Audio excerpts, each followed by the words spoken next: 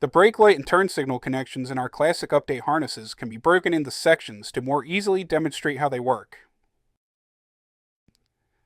The brake light switch receives 12-volt power from the orange wire in the classic update dash harness.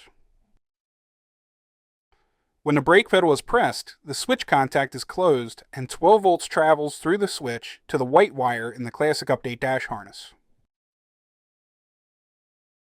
At the same time, kits with a third brake light feed will also receive power on the light blue wire doubled with the white dash feed.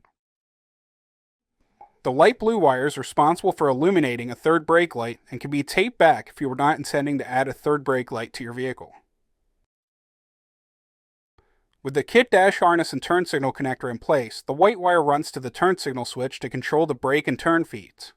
When the brake pedal is pressed and the turn signal switch is in the center or off position, it allows power to flow through the switch to the brake lights.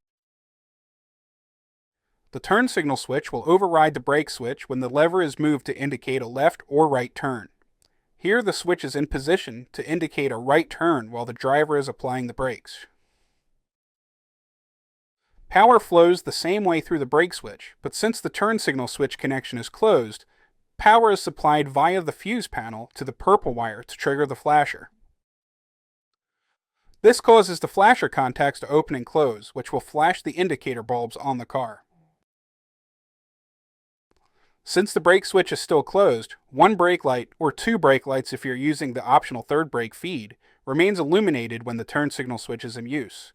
This will continue to turn the turn signal on and off on the green wire until the lever moves back to the center or the driver manually cancels the turn. The ground portion of the circuit can vary based on the application, but the basic process is the same for either the left or right side of the vehicle. Some vehicles will ground through the lamp socket housing, while others use a dedicated ground feed.